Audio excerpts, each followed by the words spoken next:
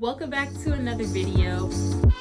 My name is Morgan and I am freezing. But if you are new here, I make a lot of behind the scenes of my small business, Westmore Beauty, where we talk vendor markets, prepping for those markets, as well as making new products and picking my brain about what I do with my business. So today's video, we are actually going to be talking about how to set up for new table displays or just doing just a soft run before you actually get to your vendor day.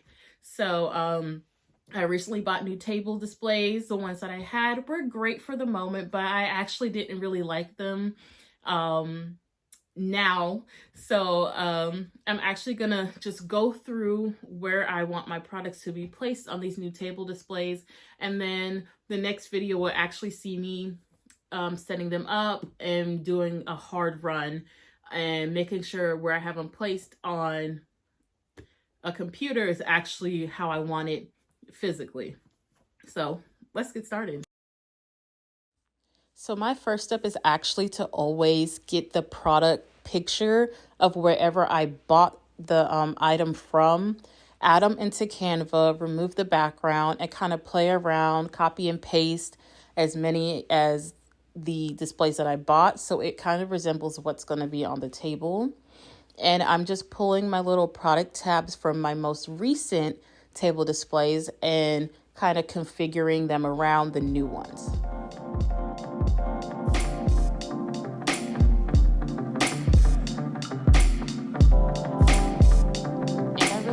Using this method because sometimes you don't want to pull out every product, every table, every little detail that you put into your actual display.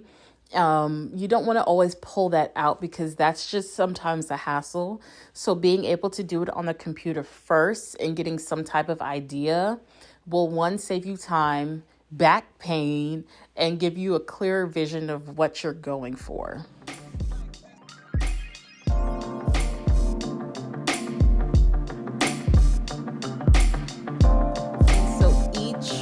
Workspace that you add into Canva, you can kind of think of it as your table and the area of the table you want these displays to go in.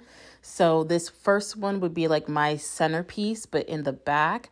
And that's where I kind of figure out if I want my year-round products to be displayed there or if I want my seasonal products to be displayed there. And it all depends on what sells really well for you, what you want to display first, and what you think will attract your customers' eye the most.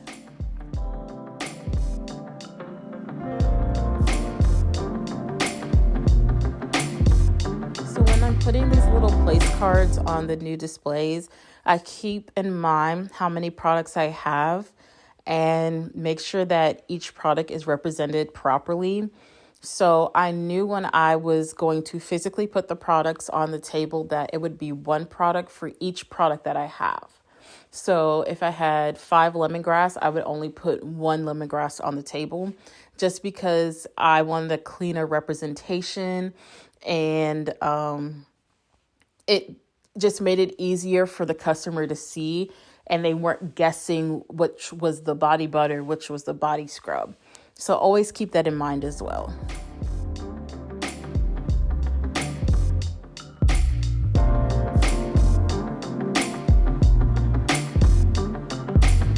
So this copy and paste technique makes it hassle-free when it comes to dragging and dropping these displays onto a new workspace. These are going to be my my 2 side panels of the table. And I'm just kind of dragging and resizing it so they are the same size. But now I'm just going to continue adding all my little product placement cards and just go back and forth between our middle section and then our 2 side sections.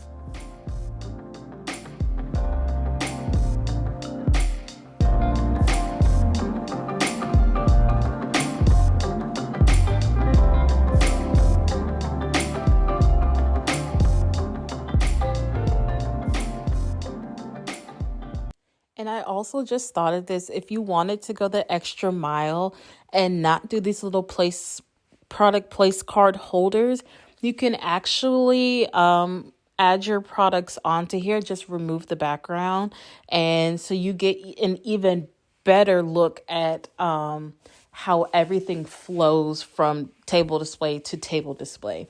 That is a great idea that I think I'm actually going to implement the next time. The holiday one and what I'm doing now is pretty set in how I like everything flowing.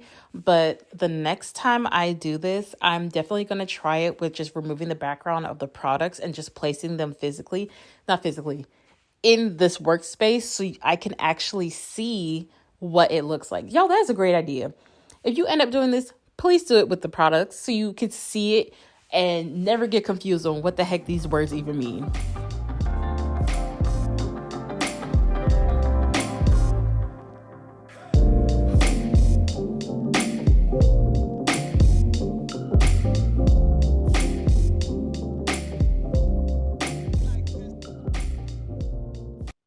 So, if you are somebody who likes to plan stuff like this first, or if you like to actually physically plan out how you want your display to be, let me know in the comments and let's keep talking about this because I think it's a really good concept to do without having to go through too much hassle.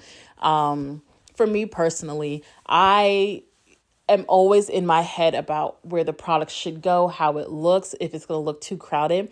And this definitely eased my mind a lot and made just this whole process easier. So let's continue talking in the comments. And if you have any other suggestions, also drop them down below.